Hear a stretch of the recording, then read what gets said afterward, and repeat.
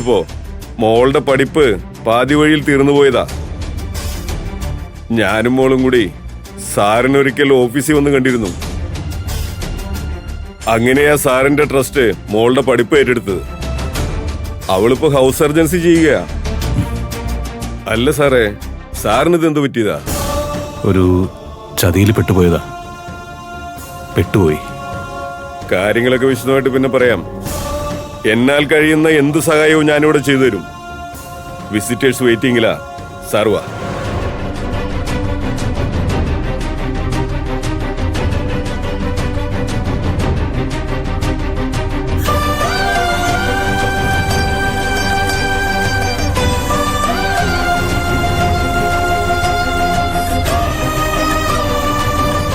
അമ്മ,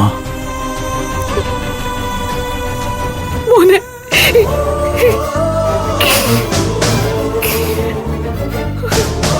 മോനെ, എന്താണ് ഇത്?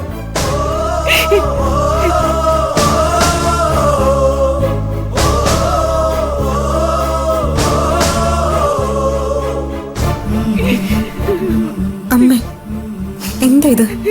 കരയില്ലേ?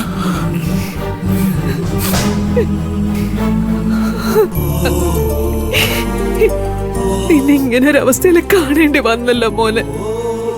എന്റെ നെഞ്ചു പൊട്ടുക. ആരെങ്കിലും ഉപദ്രവിക്കണമെന്ന് മനസ്സുകൊണ്ട് പോലും ചിന്തിക്കുന്നവനല്ല നീ. നീ പ്രണവിനെ തട്ടിക്കൊണ്ടു പോയി എന്നൊക്കെ പറയുമ്പോ നിന്റെ മനസ്സ് എത്രത്തോളം വേദനിക്കുന്നുണ്ടാവും. എനിക്ക് സഹിക്കാൻ പറ്റുന്നില്ല മോനെ.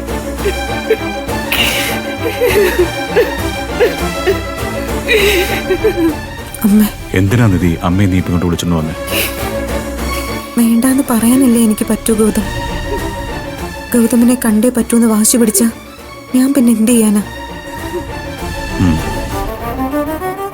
എനിക്ക് നിന്നെ കാണാതിരിക്കാൻ പറ്റില്ല മോനെ.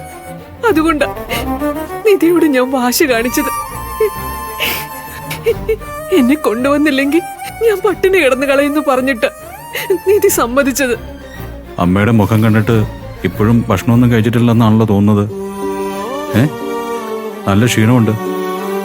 ഭക്ഷണ സമയത്തും കാലത്തും ഒന്നും അമ്മ കഴിക്കാറില്ലേ? ഇവളെ കഴിച്ചില്ലേലും എന്നെ കഴിക്കാതിരിക്കാൻ സമ്മതിക്കില്ല മോനെ.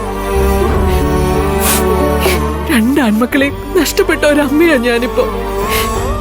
എനിക്കിപ്പോ ആകെ തുണയായിട്ടുള്ളത് ഇവള് മാത്രം, എന്റെ മോള്. ഇവളുടെ ഉള്ളിലെ തീ എത്രത്തോളം ഉണ്ടെന്ന് എനിക്ക് നന്നായിട്ട് അറിയാം. പക്ഷെ ഒരു സങ്കടവും എന്നോട് ഇതുവരെ പറഞ്ഞിട്ടില്ല.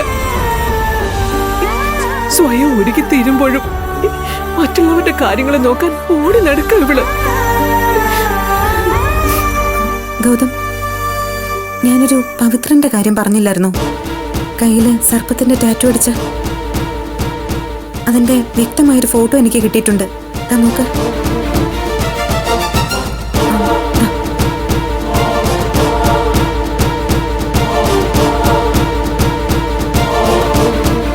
ഇത് നോക്കിയേ.